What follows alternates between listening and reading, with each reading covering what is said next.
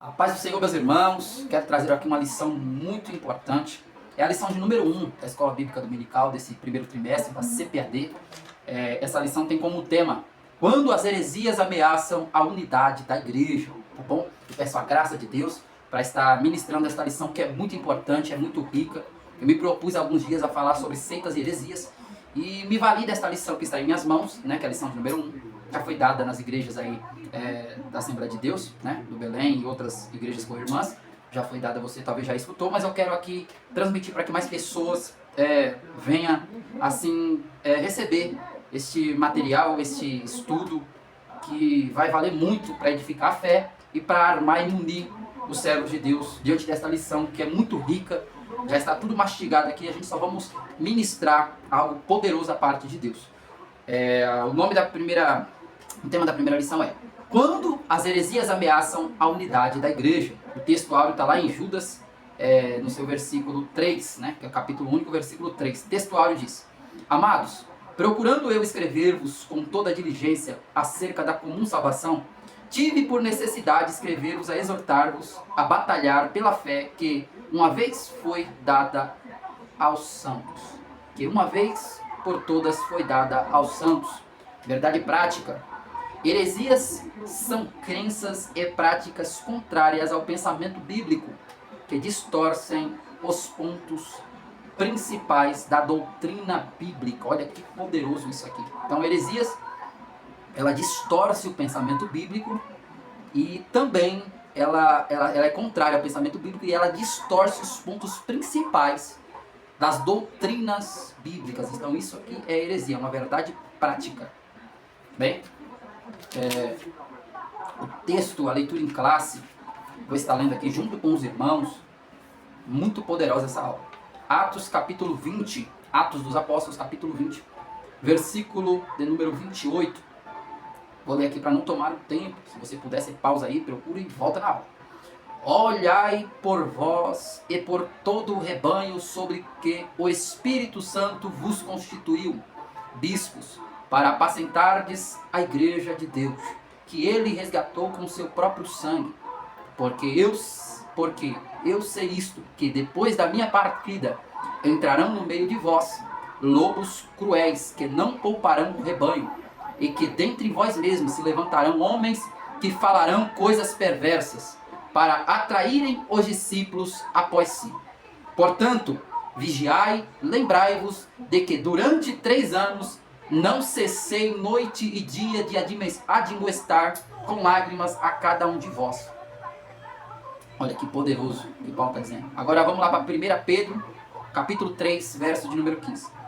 Antes, santificai a Cristo como Senhor em vosso coração, e estais sempre preparado para receber com mansidão, para responder com mansidão e temor qualquer que vos pedir a razão da vossa esperança que há em vós.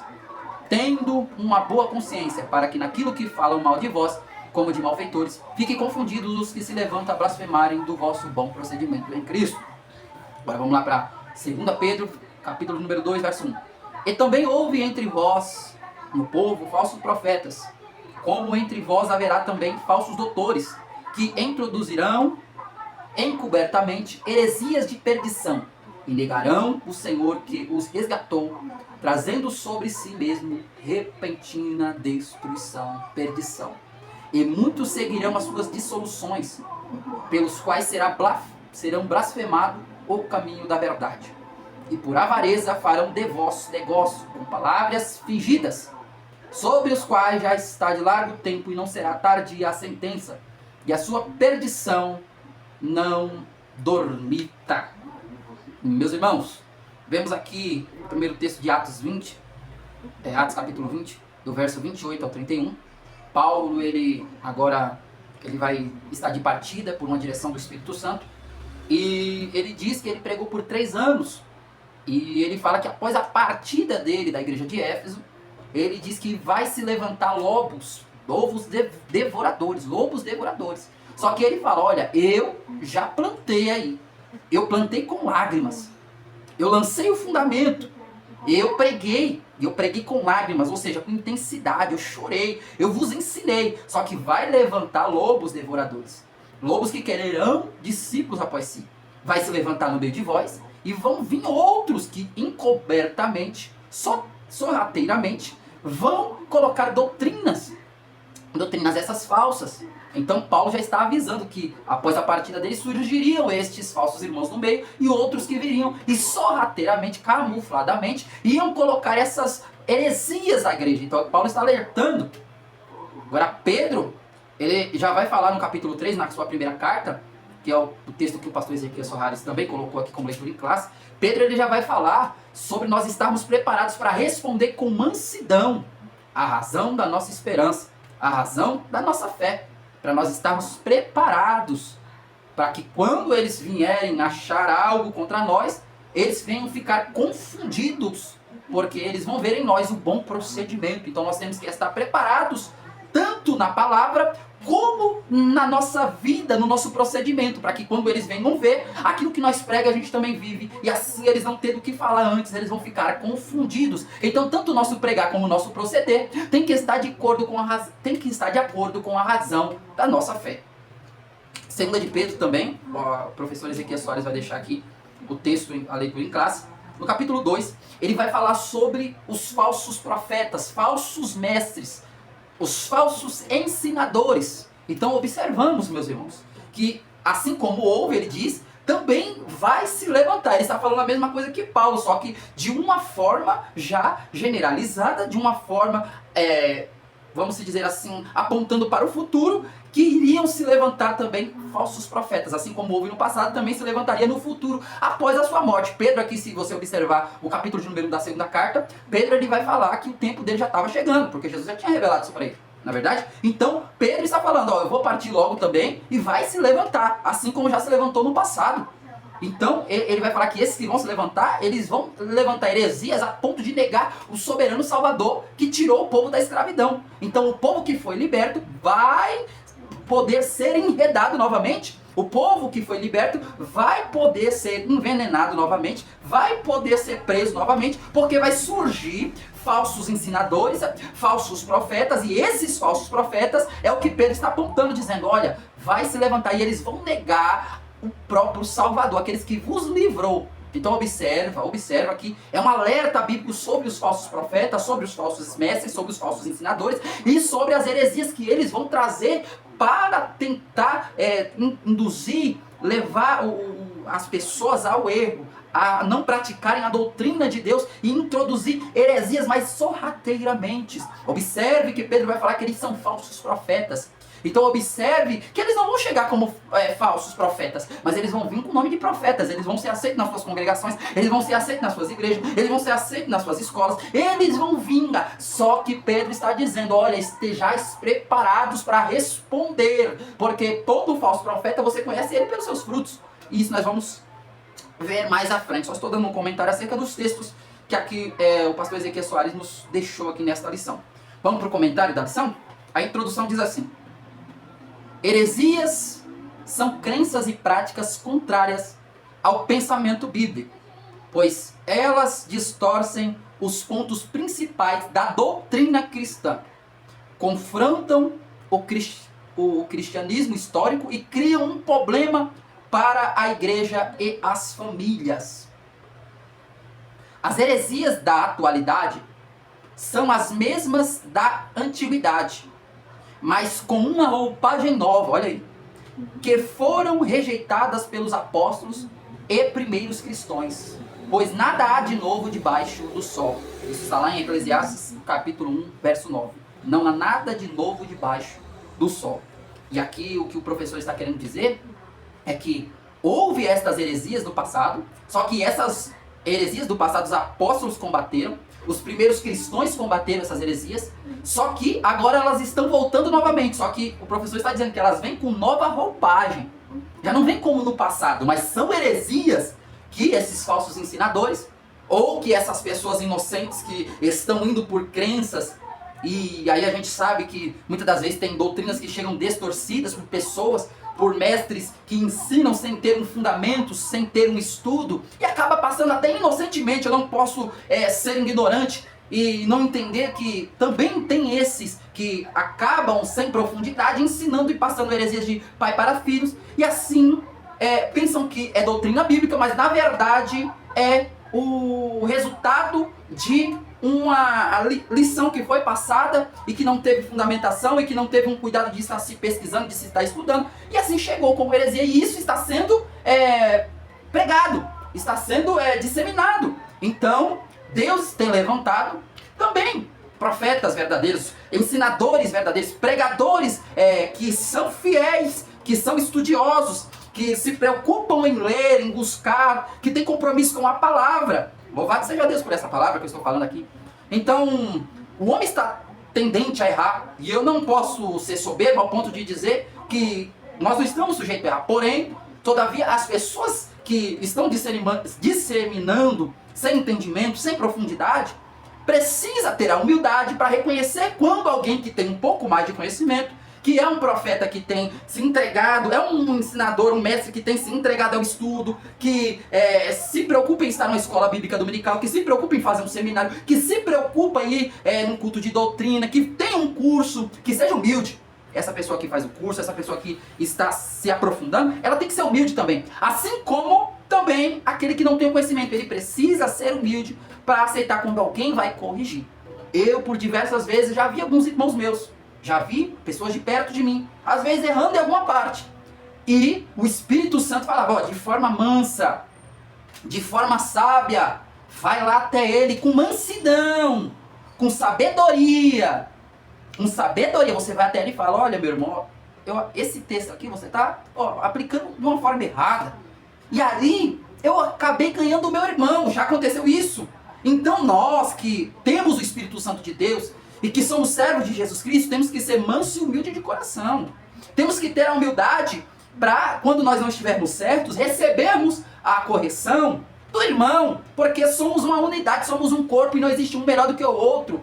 É verdade que tem uns que são mais profundos do que o outro, outros são um pouco mais rasos, mas isso não difere de que somos filhos de Deus e que a salvação foi dada a todos, mas que precisamos entender que precisamos aperfeiçoar o nosso conhecimento, até porque esse negócio de aperfeiçoar o conhecimento não é coisa minha não, está lá em Efésios no capítulo 4, a partir do verso 11, quando Paulo vai falar dos ministérios que foram levantados para aperfeiçoar os santos, para que todos cheguemos à unidade da fé e ao pleno conhecimento do Filho de Deus. Que este conhecimento é o que se revela através das Escrituras, pois ele é a palavra de Deus, ele é o verbo, ele é a palavra encarnada, e este conhecimento se refere à revelação do Cristo vivo através das Escrituras sagradas, que nos traz uma experiência de vida, de fé, e traz salvação, limpeza, pureza, para que todos nós cheguemos ao céu, alcancemos a salvação, recebemos o Espírito Santo, e a obra salvífica maravilhosa que Deus assim fez para que todos nós alcancemos essa plenitude, essa estatura que Deus quer que a gente chegue. Louvado seja o nome do Senhor. Então receba essa primeira parte da palavra.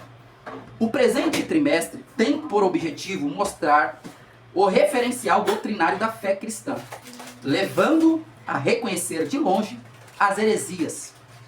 Esta primeira lição é um estudo sobre o problema das heresias nas igrejas e a nossa responsabilidade na defesa da fé. Olha que interessante, olha que profundidade esta introdução já. Então você observa que o objetivo desse primeiro trimestre, que já foi passado, já estamos, segundo o cronograma passado aí nas escolas, na CPAD, já estamos na 10ª lição. E aqui eu estou trazendo a primeira lição e a gente vê o quanto foi importante essa lição ser passada. Porque vimos diversos temas que nos faz enxergar as igrejas e os pontos que os irmãos estão errando. E isso é apologética, é em defesa da fé cristã. Isso aqui é apologética cristã. Existem outras apologéticas que vão em defesa do ponto que eles defendem. Aqui, dentro da teologia sistemática, nós temos a apologética cristã, que é em defesa da fé cristã, em defesa da palavra revelada de Gênesis, Apocalipse, daquilo que Deus estabeleceu.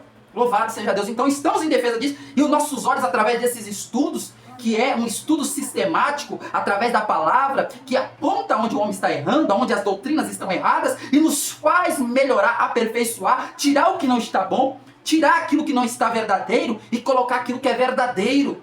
Louvado seja Deus. Esse estudo está sendo uma maravilha. Então vamos lá.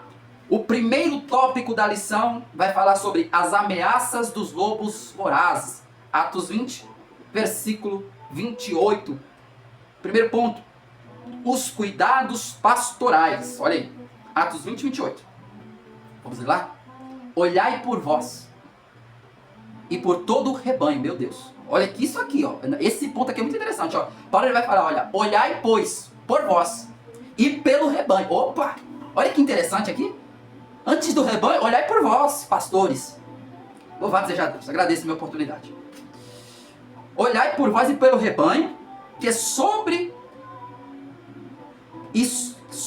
que o Espírito Santo vos constituiu bispo, para apacentardes a igreja de Deus, que ele resgatou com seu próprio sangue. Então, você observa aqui que o cuidado dos pastores, esse é o primeiro ponto desse primeiro tópico. Então, olhai por vós e pelo rebanho. Os anciões mencionados no versículo de número 17 são chamados de bispos nesta passagem. E, ao dizer que eles foram constituídos pelo Espírito Santo para apacentardes a igreja de Deus, mostra que eles são pastores. A função primordial do pastor é alimentar, guiar e proteger o rebanho. Lucas, capítulo 15, verso 4 a 6. Tá bom? Você já aproveita e lê aí. Lucas 15, do 4 ao 6. Ali você vê que o pastor deixou as 99 e foi atrás da ovelha que estava perdida e a trouxe para o meio das 99. Porque este é o papel do pastor. Isso que está escrito lá em Lucas 15, do 4 ao 6. O Novo Testamento emprega esta metáfora ao tratar o relacionamento entre pastor e rebanho na igreja. A exortação apostólica aos líderes da igreja visa proteger os irmãos e as irmãs das heresias e guiar todos na verdade do Evangelho. Este cuidado aparece nos ensinos de Jesus. Mateus 7, 15 a 20. Mateus capítulo 7, versículo 15 a 20. Vamos ler esse texto aqui, porque esse texto aqui é muito importante. Quando Jesus, ele fala, Mateus capítulo 7, do 15 ao 20. É sobre o cuidado do pastor com as ovelhas. É sobre o cuidado sobre os pastores. Tá bom? Só para que a gente complemente aqui, ó. Este cuidado aparece nos ensinos de Jesus. Mateus 7, do 15 ao 20. Vamos ler aqui? Acautelai-vos quanto aos falsos profetas. Eles se aproximam de vós disfarçados de ovelhas, mas no seu íntimo são como lobos devoradores. Pelos seus frutos os conhecereis. É possível alguém colher uva de um espinheiro ou figos de ervas daninhas? Assim sendo, toda árvore boa produz frutos bons, mas a árvore ruim dá frutos ruins. A árvore boa não pode dar frutos ruins, nem a árvore ruim produz bons frutos. Aqui é muito interessante, meus irmãos, porque ele já está afirmando, olha, uma árvore boa não pode dar fruto ruim. Então, se está dando mau fruto, é porque é árvore ruim. Isso aqui ele já está afirmando, é um afirmativo. Ó. Se a árvore é boa, ela dá fruto bom. Acabou. Não tem como ela dar fruto ruim. Então aqui já é um afirmativo. Então se esse tal está dando um fruto ruim, é porque ele é uma árvore ruim e precisa ser tratado. E se ele não aceitar esse tratamento, ele é um falso profeta, é um falso pastor, é um falso servo de Deus. Percebe? Toda árvore que não produz bons frutos é cortada e atirada no fogo. Percebe? Portanto, pelos seus frutos os conhecereis. Meus irmãos, Jesus ainda fala no 21. Nem todo aquele que diz Senhor, Senhor, entrará no reino dos céus, mas somente o que faz a vontade de meu Pai. Então, alguns desses se dizem pastores, profetas, dizem Senhor, Senhor, portanto, todavia, não faz a vontade do Pai. E, portanto, pelos seus frutos a gente conhece. Amém? Porque nem todo aquele que diz Senhor, Senhor, vai entrar no reino do céu. Então, nem todo aquele que se chama de pastor, se chama de profeta, vai entrar no reino do céu. Tem nome de servo de Deus, diz que serve ao Senhor, mas Jesus está dizendo, nem todos herdarão, nem todos entrarão ao reino do céu. Por quê? Porque não tem frutos, não nasceu de novo, não recebeu Jesus, tem nome de que está vivo, mas está morto. Tem nome de trigo, mas é joio. Tem nome de prudente, mas é imprudente, é louca. Tá bem? Vamos lá. Segundo ponto da lição. Depois da minha partida. Versículo 29 de Atos 20. Paulo que se refere assim. Essa expressão é uma palavra profética, pois o apóstolo não está apenas se referindo à sua morte, mas também ao avanço dos hereges no seio da igreja, meu Deus. Depois do período apostólico, no futuro, Paulo usa uma linguagem metafórica para identificar os falsos doutrinadores. Lobos cruéis. Essa é a linguagem metafórica para identificar os falsos doutrinadores. Olha o que o doutor Ezequias Soares está dizendo.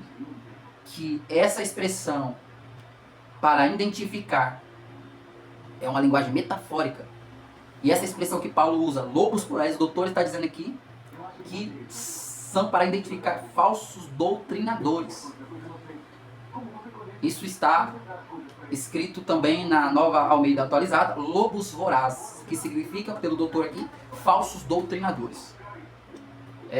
O apóstolo Pedro, depois de ensinar que o Espírito Santo inspirou os profetas do Antigo Testamento, que isso está lá em 2 de Pedro, no capítulo 1, verso 19 a 21, mostrou que a presença do verdadeiro ensino nem sempre é suficiente para impedir a manifestação do falso.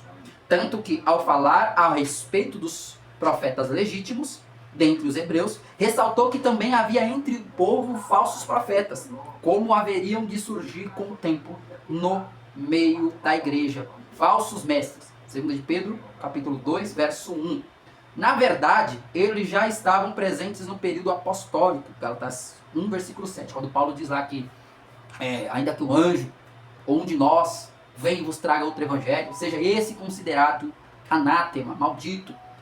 Colossenses 2, verso 8, Paulo vai falar sobre os cães. E Judas, versículo de número 4, quando Judas ele vai falar sobre que se introduzirão no meio da igreja homens que transformam a graça, aquilo que foi dado aos santos, em libertinagem. Esses que se introduziriam no meio da igreja. Judas também vai falar sobre isso. Você vê que o Espírito Santo, ele usa Paulo para falar sobre o assunto, ele usa Pedro para falar sobre o assunto, e ele usa Judas para falar sobre o assunto. Judas aqui é o irmão de Jesus, filho de Maria, tá bom? Então, o Espírito Santo, por isso que a Bíblia é inspirada por Deus, ela é inspirada por Deus, porque o Espírito Santo quem inspirou o Pedro, o Paulo e o Judas para escrever, e você vê que eles vão falar sobre o mesmo assunto, sobre esses ensinadores que surgiriam no meio da igreja, e esses falsos doutrinadores, que o doutor Ezequias Soares carinhosamente diz que são lobos vorazes, lobos cruéis. Amém? Terceiro ponto do primeiro tópico, a origem dos falsos mestres. Meu Deus. Versículo de número 30 de Atos 20 ainda. 2 pontos surpreendentes nessa parte do discurso nos chamam a atenção. Primeiro, os lobos vorazes surgem dentro da própria igreja. Meus irmãos, isso aqui é muito forte. Dentre vós mesmos, segundo Paulo diz no versículo 30. E segundo se levantarão homens que falarão coisas perversas para atraírem os discípulos após si. Os discípulos deles ainda estão por aí. Entre eles estão os que se posicionam acima das escrituras, os quais, sem o menor pudor espiritual, usam as redes sociais para corrigir a Bíblia e discordar abertamente dos profetas e dos apóstolos bíblicos. Tais pessoas consideram seus discursos modernos e a mensagem da Bíblia desatualizada. Em razão disso, oferecem um novo evangelho.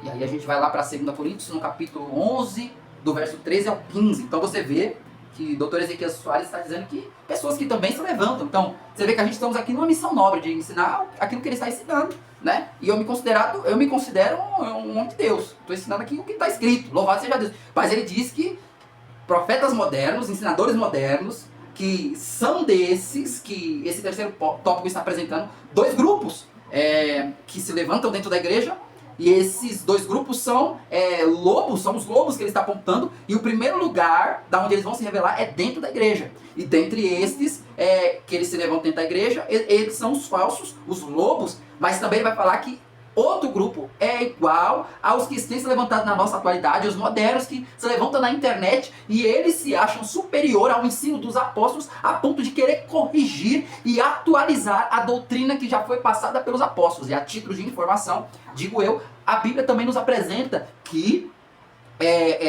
a doutrina que os apóstolos passavam era o fundamento dos apóstolos. É o fundamento. Quem é o fundamento? É Cristo. Paulo ele disse, não posso lançar outro fundamento além do que foi posto, que é Cristo Jesus. Então, o fundamento dos apóstolos é Cristo, é a doutrina, é a palavra de Cristo, é a revelação do verbo vivo. Só que estes tais modernos, este segundo grupo, a qual o doutor Ezequias está dizendo aqui, eles que surgiram de fora, eles se acham superiores. Ou seja, é a mesma linha também que Paulo vai falar, que o doutor Ezequias vai falar que é o segundo grupo, já apontando para o passado, que são discípulos que querem trazer para si, são mestres na verdade que querem trazer para si, discípulos que querem trazer a primazia para si, para que os homens sigam eles. Amém? Então esse é o entendimento da lição que está sendo nos passado aqui neste terceiro tópico, a origem dos falsos profetas. O doutor aqui no caso está dizendo que a origem deles primeiro é a igreja, existem muitos que se levantam dentre vós, conforme Paulo está dizendo, dentre vós. E outros também, a segunda origem, é aqueles que se levantam se achando superior, e eles vêm na internet para desfazer aquilo que os apóstolos fizeram. Dentre eles, né? Há uns que estão na internet, mas existem outros espalhados também nas igrejas aqui, complementando aqui o ensino que o doutor Ezequias Soares está trazendo aqui nesta lição. Vamos lá, 2 Coríntios, capítulo 11. Acabei até me perdendo aqui para explicar essa parte. 2 Coríntios está depois de Romanos. Vamos lá. Depois da primeira carta aos Coríntios, a segunda carta, capítulo de número 11, versículo 13. Isso é boa, meus irmãos, essa lição aqui é viva. Capítulo 11, verso 13, vamos lá? Verso 13 a 15. Porquanto tais homens são falsos apóstolos, obreiros desonestos, fingindo ser apóstolos de Cristo. E essa atitude não é de admirar, pois o próprio Satanás se disfarça de anjo de luz. Portanto, não é surpresa alguma que seus serviçais finjam que são servos da justiça. O fim dessas pessoas será de acordo com o que as suas ações merecem. Bem?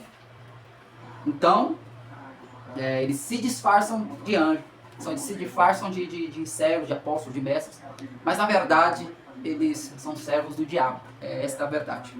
Bem? Segundo tópico, o que é apologética? Olha, isso aqui é muito importante, essa parte. Primeiro, a definição de apologética está lá em 1 de Pedro 3,15. Foi o que lemos aqui, eu vou ler, que os irmãos já está fácil. 1 de Pedro, capítulo 3, verso 15.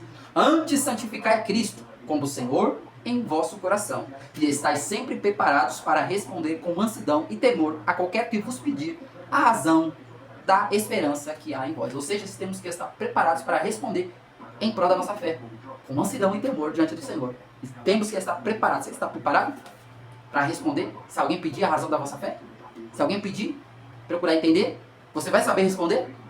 Então é isso aqui. Então apologética no total, diante de tudo que está escrito na palavra de Deus, diante das doutrinas já fundamentadas, diante da soterologia, da escatologia, diante da cristologia, diante da teontologia, da paracletologia, diante da hamartiologia, da escatologia.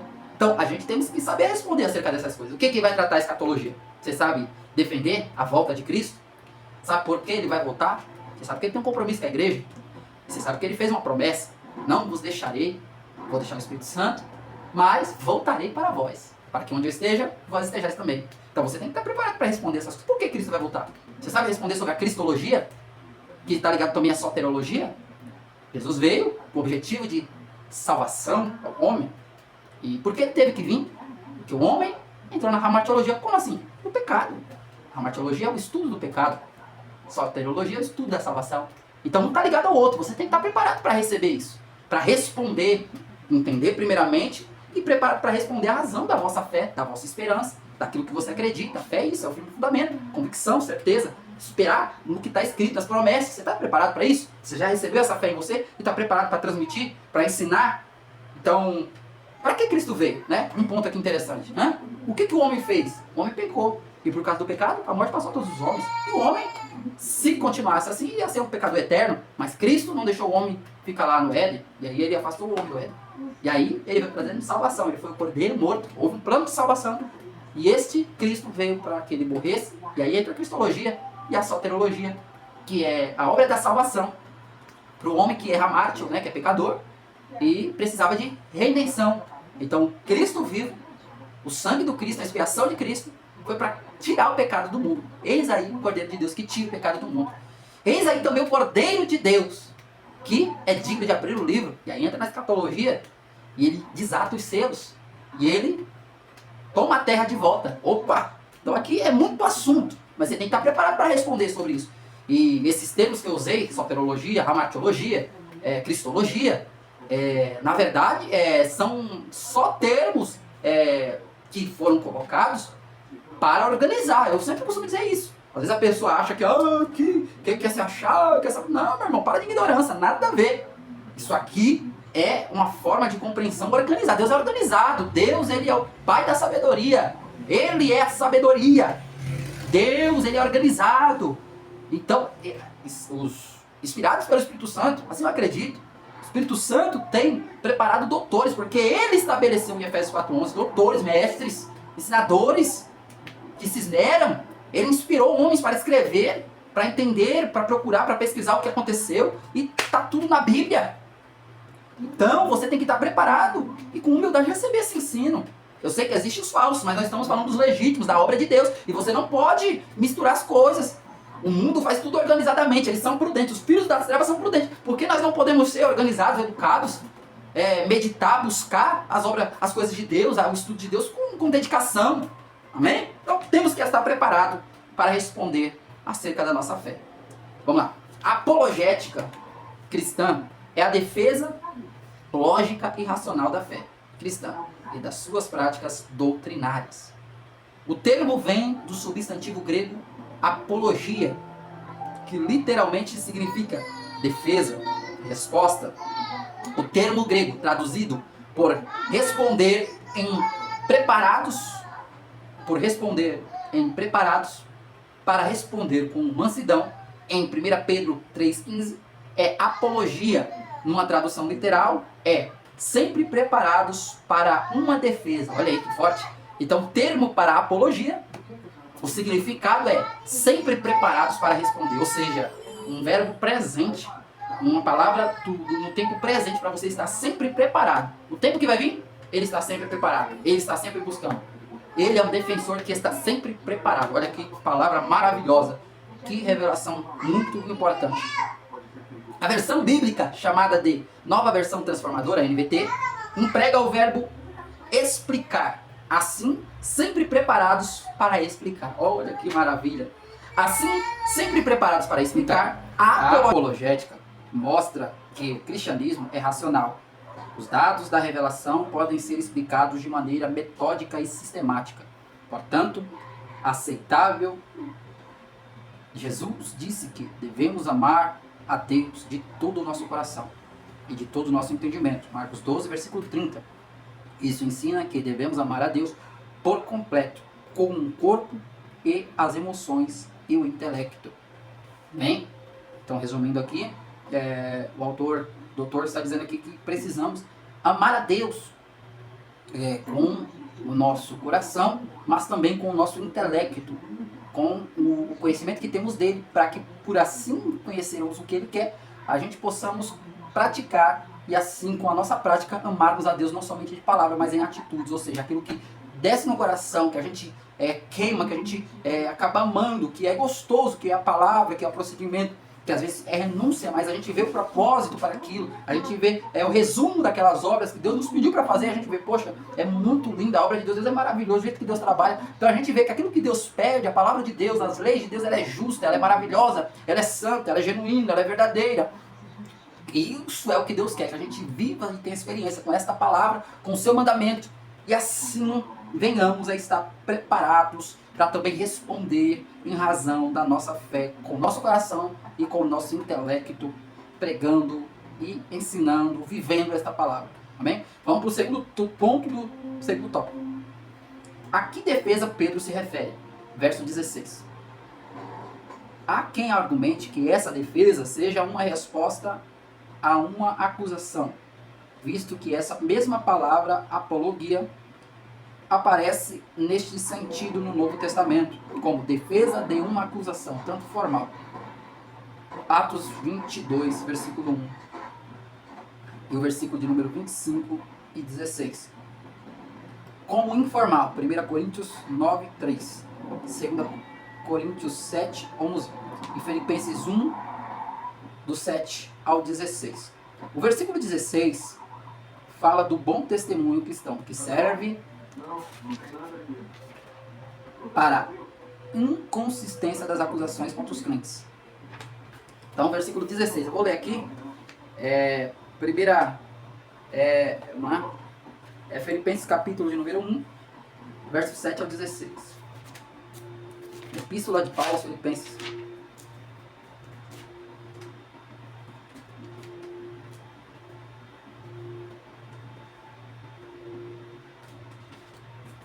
Meus irmãos, hoje eu está acabando. Versículo, capítulo 1, verso 7 a 16.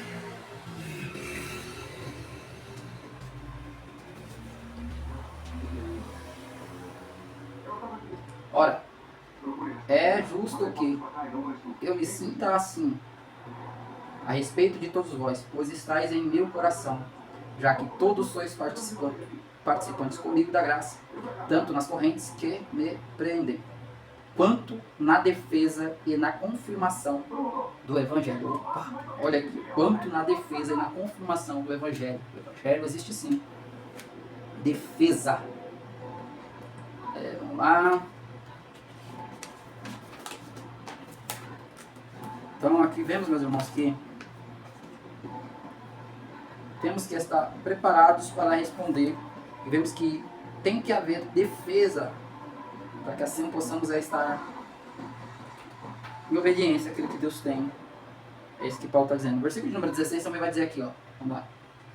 Estes o fazem por amor, consciente de que fui posto por aqui para a defesa do Evangelho. Novamente, Paulo vai falar sobre essa questão dessa defesa do Evangelho. Então, você observa que a apologia, a apologética, que é defesa, que é defender um ponto, e no caso o nosso ponto é a fé que nos foi dada, que foi dada de uma vez por todas a todos os santos, Judas 1:3. Então Paulo ele fala aqui, no caso no texto aos Filipenses, ele fala assim que os filipenses, né, no versículo de número 7, os filipenses estavam com Paulo quanto na defesa e na confirmação do Evangelho, ou seja, naquilo que Paulo defendeu quando estava lá aos Filipenses. Quando Paulo saiu, os filipenses também confirmaram o Evangelho que Paulo defendia, aquilo que Paulo pregava, aquilo que Paulo ensinava, aquilo que Paulo exortava. Os crentes, os pregadores, os servos de Deus, eles confirmavam esta pregação de Paulo, confirmavam a fé e a doutrina passada. E aí Paulo ele diz, no versículo 16, que os que fazem por amor, conscientes de que Paulo foi posto para a defesa do Evangelho, ou seja, reconheciam o ministério de mestre de Paulo, o ministério de pregador de Paulo, o ministério que foi dado do Evangelho, a graça que foi dada a Paulo para pregar este Evangelho, para ensinar este Evangelho, para que Paulo ensinasse. Então você vê que era uma defesa também, ele ia em defesa daquela fé, do Evangelho genuíno. Amém? Vamos lá, o versículo 16 fala do bom testemunho cristão, que serve para provar a inconsistência das acusações contra os crentes. Mas não parece ser este o caso, porque a defesa, resposta e explicação dessa passagem é sobre a razão da fé dos cristãos. E isso diz respeito à doutrina cristã. Ainda que Pedro esteja se referindo à resposta e a uma acusação formal num ambiente hostil, não deixa de ser uma oportunidade para a defesa da fé cristã, como aconteceu com o apóstolo Paulo diante de Festo, Atos 26, versículo 24 a 25. E diante de Agripa também, na mesma audiência, Atos 26, 27 a 29. Então, é diferente, né? Os dois casos aqui, do que aconteceu diante de Pedro e do que aconteceu diante de Paulo em os seus dois julgamentos, diante de Festo e diante de Agripa. Então, o propósito, o objetivo dessas defesas, né, são um objetivo, sim, a uma defesa de Paulo concernente à sua vida ministerial e ao Evangelho E Paulo, quando defendia, também pregava e ensinava e tentava ganhar, até mesmo Festo e Agripa. Isto ele teve um sucesso com o rei Agripa, né? Louvado seja Deus. O ponto 3 agora. Ponto 3 do segundo tópico aí. Por que devemos combater as heresias? Vamos lá. 3,16. Para defesa própria. 1 Timóteo 4,16. Vamos ver? 1 Timóteo 4,16. Então, por quê? Por que devemos combater as heresias? Para defesa própria. Aqui já é o primeiro ponto apresentado. Isso para fundamentar está lá em 1 Timóteo 4,16. Tendo cuidado de ti mesmo e do teu ensino. Persevera nestes deveres, pois agindo assim salvarás tanto a tua própria vida quanto a todos que te derem ouvidos.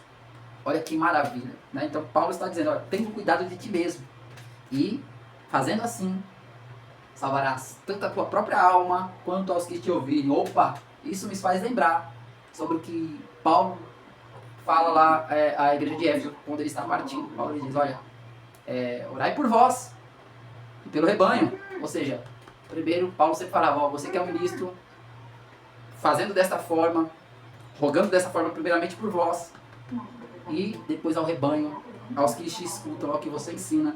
Né? Então Paulo está dizendo aqui, ó, tendo cuidado de ti mesmo, portanto para o ministro, e do teu ensino, porque você fazendo assim, como na questão do ensino, em defesa disso, em perseverança disso, nesses deveres, pois agindo assim, salvarás tanto a tua própria vida, quanto a todos que te derem ouvidos. Ele está falando aqui do aprofundamento no ensino, para manter-se fiel àquilo que foi pregado, àquilo que é bíblico, àquilo que é genuíno, àquilo que foi passado por Cristo, para que o próprio Timóteo pudesse passar para a cristandade daquela época. Bem, vamos lá, então, para que para a defesa própria. Então, precisamos entender, né, aqui Paulo está falando, que para a defesa própria nós devemos guardar este ensino e se esmerar nele, para que estejamos preparados, porque isso vai servir tanto para a nossa própria salvação, como daqueles que nos ouvem, porque precisamos estar fundamentados numa convicção, numa certeza, e esta fé, a Bíblia diz que ela é um escudo que apaga a seta, os dados inflamados. Esta palavra, Jesus Cristo venceu com esta palavra Satanás no deserto. Satanás usou um texto, mas Jesus com a palavra revelada, genuína, verdadeira, venceu Satanás, porque até Satanás conhece essa palavra. Então você tem que estar preparado, você tem que estar preparado para defesa própria também. Hein? Os cristãos devem estar informados daquilo que os vários grupos ensinam e saber a forma de refutá-los, biblicamente. Então aqui ele já está falando, existem vários grupos com várias heresias, e os cristãos devem estar preparados para refutar essas heresias. Parte B. Para ajudar os outros na compreensão da própria fé. Aqui vai entrar um ponto que eu acabei de citar, né? Observa que a gente sabe que tem adventistas, testemunhas de Jeová, espiritistas, né? E eles acreditam na Bíblia diante das suas perspectivas. E a gente vê que muitos pontos defendidos por essas, que a gente chamamos aí, né, não vamos de forma seitas, a gente vê que eles não têm humildade para reformar isso, para tirar aquilo que foi ensinado que é errado, mas eles não têm essa humildade e não querem ver, estão com suas mentes cauterizadas e não se submetem ao ensino genuíno. Então, aqui já vai entrar nessa parte, é o que o doutor está dizendo aqui, ó, para ajudar os outros na compreensão da própria fé, principalmente os que rejeitam pontos fundamentais da fé cristã. Então ele está dizendo aqui, ó, você tem que estar preparado também para responder, para defender a sua fé e para ajudar. Então, tanto para si mesmo, mas também para ajudar. Só que tem uma coisa, vai ter horas que você vai querer ajudar que as pessoas não vão receber, estão com a mente cauterizada. Só que você deve fazer a tua parte, que é estar preparado. Eu citei um caso meu, que eu tinha conhecimento de tal assunto, tinha fundamentação daquele assunto, é um assunto sério, defendido pelos apóstolos, defendido pelos primeiros pais da igreja, defendido na escritura, textos que afirmam tais coisas, e no caso, como aconteceu comigo, eu falei para o irmão, e o irmão humildemente aceitou e corrigiu aquilo que estava errado, e o nome de Jesus foi glorificado, e como diz a escritura, eu ganhei meu irmão. Olha aí que benção, a comunhão no corpo de Cristo, louvado seja o nome do Senhor. Então aqui devemos estar preparados também para ajudar, né, para refutar certas heresias e até erros doutrinários. Muitas das vezes de forma inconsciente, pois sabemos que existem muitas pessoas sinceras, as quais buscam servir a Deus e precisam conhecer a sua palavra. Isso está lá em Tito 1:9. Vamos ler? Então, aqui o doutor já está sendo mais amplo, está dizendo, ó, vai ter aqueles que não vão ser humildes, que não vão aceitar, mas vai ter pessoas que são pessoas sinceras. E essas pessoas vai precisar de mim, de você, que tem já uma fundamentação, que já tem um conhecimento, que sabe o que é defendido genuinamente, biblicamente, e elas vão precisar que nós estejamos preparados. Então vai surgir pessoas boas, vai ter aqueles que não vão aceitar, que vão até nos perseguir, que vão falar, olha, é o dono da verdade. Aí eu, meu irmão, eu vivo isso. De vez em quando muitas pessoas me rejeitam, né? Mas Jesus passou por isso e ele falou, vocês vão passar também. Uns vão receber a palavra e outros não vão receber. O apóstolo Paulo, se você ler nas cartas, se você ler mesmo no livro de Atos, você vai ver pessoas que aceitaram e pessoas que não aceitaram. Então isso é corriqueiro da vida do ministro, de uma pessoa que está em favor do evangelho, para pregar o evangelho. Vamos lá para Tito, capítulo 1, verso 9.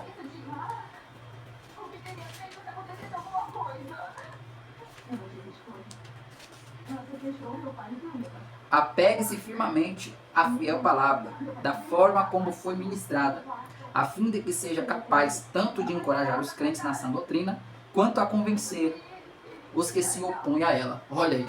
Então, a doutora escolheu um excelente texto aqui. Tito 1:9. Então nós temos que estar preparados aos que se opõem contra ela, para que possamos defender. Vou ler esse texto novamente.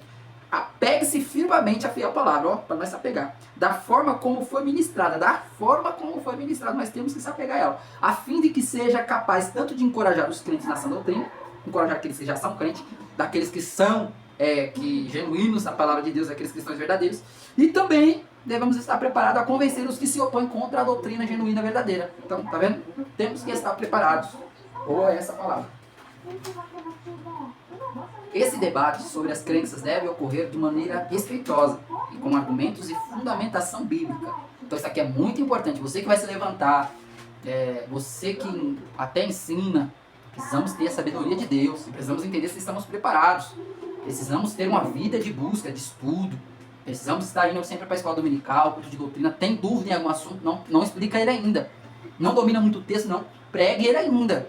Se não domina e tem uma certa dúvida em um certo texto, procure alguma pessoa que é estudiosa, o seu professor da escola dominical, procure o seu pastor, procure alguém para poder te instruir naquele texto. Compra comentários bíblicos, tem muitos comentários que ajudam muito. Vai em pessoas que conhecem, que você é de confiança, e ali você vai receber uma fundamentação, e assim você vai estar preparado para responder. Então você tem que se preparar, tem que sentar para aprender. Um cego não pode guiar outro cego, tá bom? Tem um texto que eu gosto muito dele, que está lá em Lucas 6 ou 7, mas está escrito assim, que o discípulo não é maior do que o seu mestre. Todavia, o discípulo que for como o seu mestre, logo mais será mestre também. Então observa que você tem que passar pelo processo de ser discípulo, não tem como pular. Ou seja, você não pode ser guiado por um cego. Então procura uma pessoa que não é cega, ou seja, que já tem um entendimento da revelação. É sobre isso, não é questão de diminutivo, de hierarquia, não. Mas Jesus está apontando que sobre a questão de aprender, você precisa abrir a tua visão espiritual, o teu conhecimento espiritual, para você não fazer com que a pessoa caia num abismo que nem você sai dele. Entendeu? Então um cego não pode guiar outro cego. É isso que Jesus está querendo dizer neste texto que está lá em Lucas capítulo 7. Vamos lá. Esse debate de crenças, né, deve ocorrer com respeito. Então, além de você ter o conhecimento, se você já está preparado, você precisa fazer isso com mansidão, com respeito. Eu conheço diversos teólogos, você já viu teólogos na internet aí que debatem, e às vezes você vê que a pessoa não tem o fruto da mansidão, da paciência, do domínio próprio, para saber quando entrar, para saber quando aplicar certo conhecimento. Então, precisamos pedir a sabedoria divina e ter mansidão, paciência, para que a gente vá lançando a semente e de forma respeitosa. Claro, a gente não podemos também ser levianos, deixar de falar, mas na hora certa encaixar aquele conhecimento, aquela palavra bíblica, aquela revelação que você tem, para a pessoa aí com forma respeitosa, com amor, com longanimidade. Isso aí está lá em 2 Timóteo capítulo 4, verso 2. Paulo ele vai dizer, prega a palavra de tempo e fora de tempo, exorte, redargue, mas com longanimidade, com mansidão, com doutrina. É isso, é esse conjunto. Você precisa ter mansidão para falar, para pregar, mas precisa ter doutrina para você poder pregar. Então você tem que pregar com mansidão, só que todavia ter doutrina, tem que saber o que vai falar, tá bem? É isso aí que professor está querendo dizer aqui. Respondendo às objeções contra a fé cristã. O êxito dessa luta é garantido quando se estamos nos domínios do Espírito Santo. João 16:3. Vamos ver aqui? Então ele está dizendo aqui, o professor está dizendo aqui, quando estamos sob o domínio, como estamos sendo guiados, direcionados pelo Espírito Santo, isso é uma vitória garantida. Vamos ver isso aqui agora? Em João 16, verso 13. No entanto, quando o Espírito da verdade vier, ele vos guiará em toda a verdade. Porque não falará de si mesmo, mas dirá tudo o que tiver ouvido e vos revelará tudo o que está por vir. João 16, 13. Amém?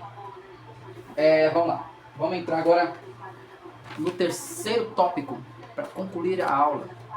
Bem extensa a aula, hein, meus irmãos? O que são heresias? Primeiro ponto, seitas e heresias.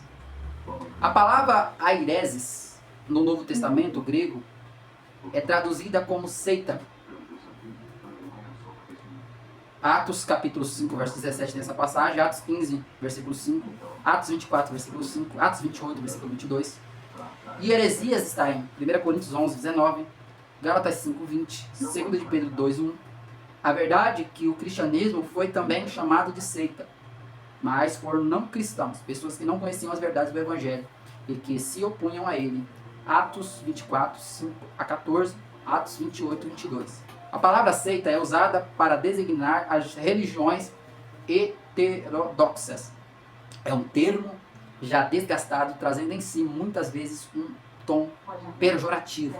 Por isso, devemos saber quando aplicar.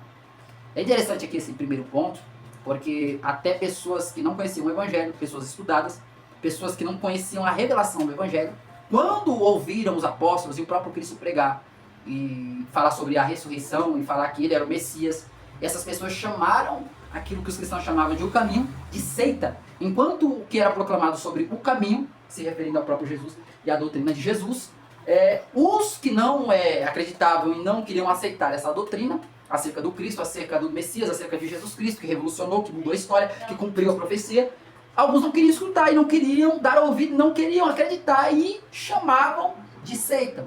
Isso vinha, e é isso que o doutor está dizendo, esses são chamados aqui dentro de uma linguagem teológica de heterodoxos, ou seja, pessoas heterodoxas. É um termo já desgastado. Então, eles não acreditavam e chamavam o cristianismo de seita. Em contrapartida também, a questão das heresias está apresentada também nesses textos, que é em 2 Coríntios, 1 Coríntios 11, 19, Gálatas 5, 20, quando fala das obras da carne. Olha, heresia é obra da carne, vai vendo. 2 de Pedro 2, 1, fala também sobre a palavra heresias. Né? Vamos lá, segundo ponto. A hereses, no Novo Testamento. Este vocábulo aparece com o sentido de partido, espírito sectário, e nem sempre representa uma ruptura com o sistema convencional de determinada comunidade. Os saduceus e os fariseus eram seitas que formavam facções dentro do próprio judaísmo. Olha aí. Atos 5:17, Atos 26:5. A versão bíblica NAA traduz por partido. Paulo adverte para que não haja no seio da igreja essas divisões, aireses, e condena a inovações doutrinárias que causam divisão e dissensão. Então observa, isso aqui é muito importante, eu vou até ler um texto aqui que está lá em 1 Coríntios 11, onde aparece a primeira vez essa palavra, essas aireses, esses partidos.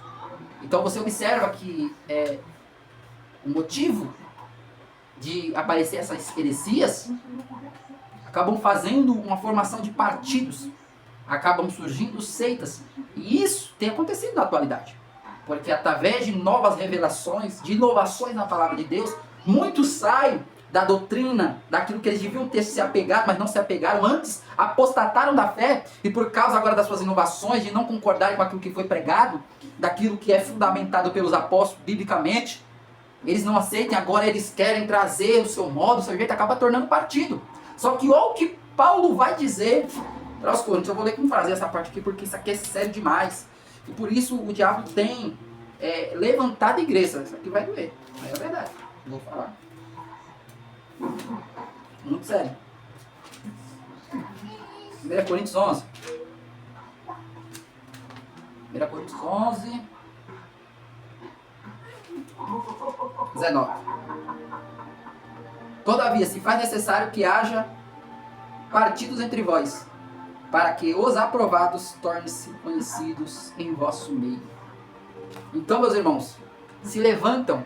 Olha o que Paulo está dizendo. Paulo está numa posição aqui, dentro de uma linguagem para a gente compreender superior. Porque, olha o que ele está dizendo, é necessário que haja heresias, partidos, pessoas que divergem. Todavia, isso revela os aprovados e também os reprovados.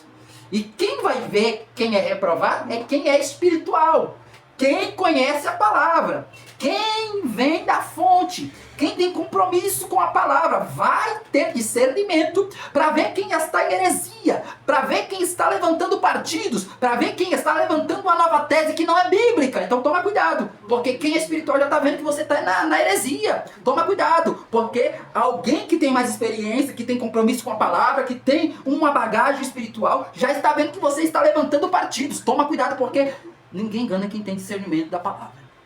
O Espírito Santo, ele usa a própria palavra. O Espírito Santo, ele veio para dar testemunho de Cristo e da sua palavra, para revelar a os servos de Deus que são guiados, que são o povo de Jesus Cristo. Então, tome cuidado. É isso que o autor aqui está querendo dizer. E condena inovações doutrinárias que causam divisões ou disserções. 1 Coríntios 11, 19 e Gálatas 5, 20, que também é facções. Em algumas traduções, heresias. Então essas heresias tornam as seitas. Toda seita teve o início numa heresia. E nem a revelação isso aqui, viu, meus irmãos? Vamos lá. Ponto 3. Heresias de perdição. É o que Pedro fala lá em 2 Pedro, no capítulo 2, verso 1. É nessa passagem que a hereses apresenta o sentido de erro doutrinário, como a heresia, propriamente dita no campo teológico que nós conhecemos hoje. As heresias distorcem os pontos principais da doutrina cristã, no que diz respeito a Deus, Trindade, o Senhor Jesus Cristo, e o Espírito Santo. Ao ser humano, natureza do pecado, salvação, origem e destino, aos anjos, às igrejas e às escrituras sagradas. O mais grave erro é quando diz respeito à divindade e aí interfere na salvação. Pois não existe salvação sem Jesus. João 14, 6. Né? Ninguém vai ao Pai a não ser por mim, disse Jesus. Atos 4, 12. Jesus é a pedra angular e ninguém pode ir ao céu, ninguém pode ir a Deus, ninguém pode ser salvo a não ser por Cristo, porque ele é a pedra angular rejeitada pelos fariseus, rejeitada pelos judeus, e quem não crê nele está condenado. Não tem salvação sem Jesus, não tem salvação sem essa pedra que é Cristo Jesus. Atos 4:12. Conclusão: os apóstolos responderam aos opositores da fé cristã e lançaram a base da nossa teologia. Todos os escritos do Novo Testamento mostram essa luta acirrada contra as falsas doutrinas. É, pois, tarefa da igreja atual batalhar pela fé que uma vez foi dada aos santos. Finalizamos com a seguinte pergunta para reflexão: estamos a fazer pela verdade o que esses agentes da heresia fazem pela mentira? Meu Deus, vou falar de novo. Estamos a fazer pela verdade o que esses agentes da heresia fazem pela mentira? Eita, essa pergunta aqui, meus irmãos, é um tanto constrangedora. Eu mesmo, às vezes, por tanto bombardeio que a gente sofre, às vezes a gente para. Só que a gente vê que essa pergunta aqui agora até me confrontou. Porque a gente vê que os agentes da mentira não param. Porque eles estão a defender uma mentira. Estão sendo patrocinados por Satanás, que é o Deus desse século presente, conforme as Escrituras nos apresentam. Então, vemos que eles estão a todo vapor, que as igrejas deles estão lotadas, que os hereges, o povo deles estão alimentando esse sistema. E nós? diante do Deus verdadeiro, diante do Espírito Santo, diante da obra salvífica, diante da experiência genuína. Estamos a fazer pela verdade? Lutar pela verdade? Porque eles estão lutando pela mentira. Então a heresia é uma mentira. Talvez é um erro doutrinário, mas implica nas coisas que são verdades centrais, que é importante para a salvação. Isso é considerado como heresia. Então e nós? Em defesa do evangelho, em defesa da fé, da convicção, da verdade, do fundamento bíblico, da fé que foi dada. Estamos prontos para batalhar? Estamos com energia, com responsabilidade, com disposição para dizer, eis-me aqui, Senhor. Então esse é o resumo desta lição. Meus irmãos, que Deus os abençoe. Se assim Deus permitir, eu vou estar vendo para estar trazendo outra aula dessa lição aqui, ó.